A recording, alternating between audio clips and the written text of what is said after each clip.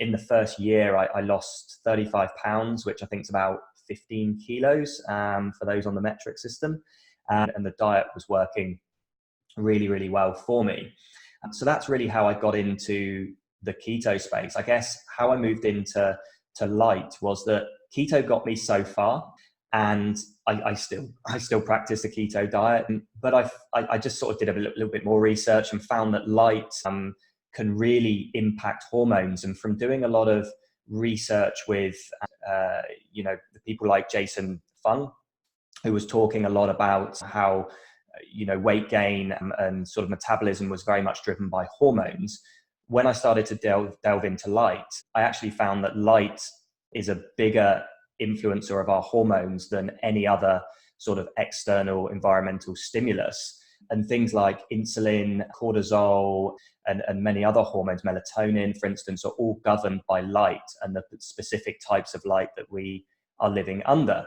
And when I started hitting stalls in keto, a lot of the dieting and nutrition community were talking about, maybe drop cheese, or, maybe not have as much fat, or maybe have more fat, or maybe, have a cheat meal, or whatever it may be. Whereas I guess my approach was slightly different. And I looked at, I guess, cortisol with regards to my diet, and, how could I get that to be functioning correctly? And then I learned that we all run on something called a circadian rhythm, which is Latin for circa and diem day. So it's about a day. And all of our cells in our body run on this rhythm, including the cortisol production. And it's all governed by the types of light and the types of darkness that we get throughout a given day. So for instance, you get a cortisol awakening response, which is when your cortisol levels should be at their highest.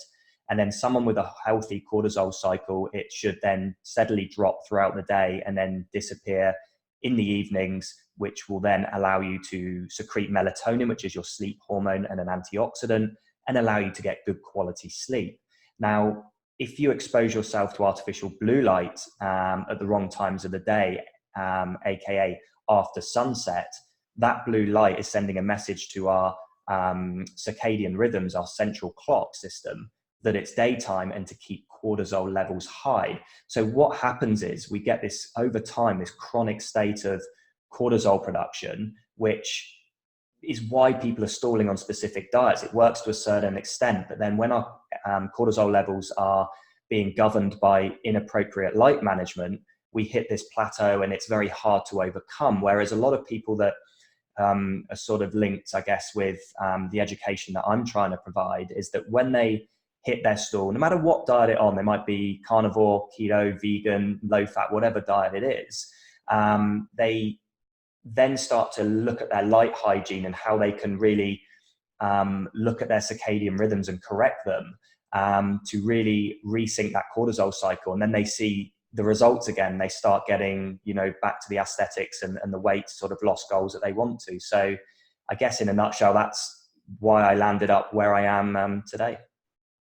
I think that's fascinating that it was such a cool part, a key part of your journey. And, cortisol is talked about a lot. And I think the influence of light on our hormones is absolutely fascinating. So I'm really excited to dig into that with you today. Now, one of the big things that cortisol does, as you well know, is it causes the pancreas to secrete more glucose. It causes the liver to secrete more glucose, and we have higher blood sugar. But it also, if there's too much of it, it can block the uptake of glucose into muscle, and it can encourage fat deposition.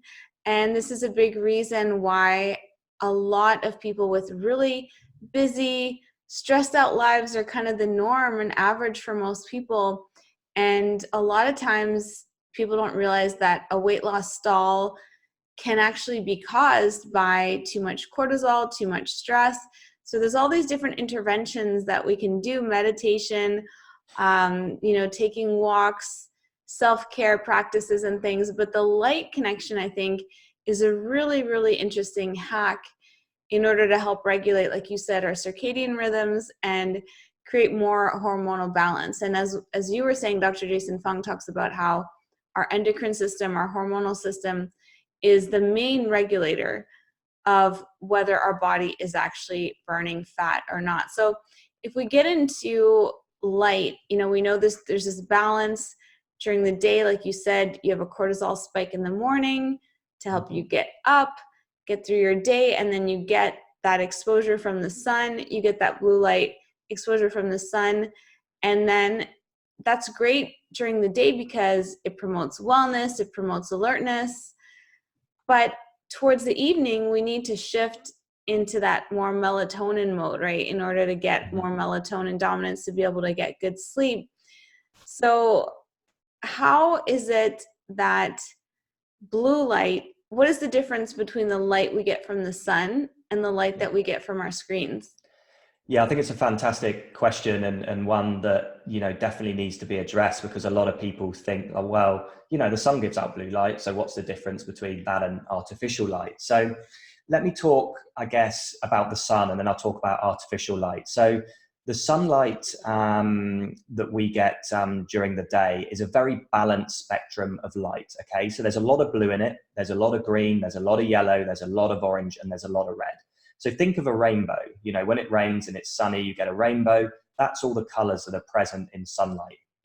And each color of light also has a property. For instance, blue light causes cortisol to be spiked. It causes serotonin to be produced. It also releases a neurotransmitter called dopamine, which makes us, feel great. It's a reward system.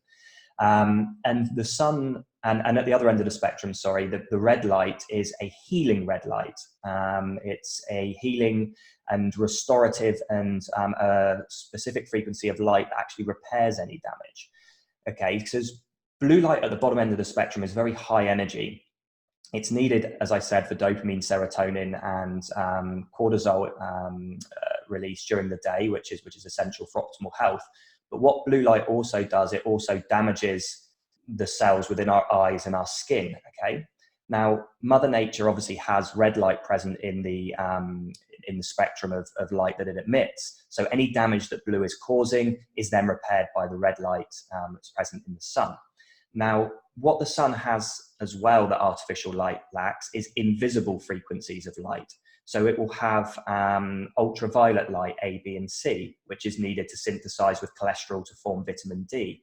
It will have infrared light, so your near and far frequencies. It's invisible to us, but is actually involved in deep tissue repair and cell restoration. So nature gives us all these different frequencies of light in order to give us the hormone secretion, neurotransmitter regulation, and repair that we need throughout any given day.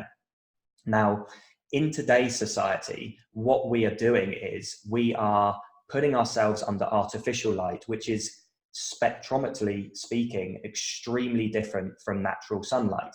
So when you look at the spectral analysis of an LED light, so this is a light that's found in your smartphone, in your LED light bulbs, in your laptop, in your fridge light, for instance, appliances, car headlights, you name it, it gives out artificial light. Same is true with artificial light. You might not see the blue color, but when you test it with a lab grade spectrometer, it gives out very high frequencies in the blue range. And it's those frequencies that cause the damage and excess cortisol during the day. So the problem with artificial light is it's very high in blue. So it has this big spike at 450 nanometers, which is mid-range blue.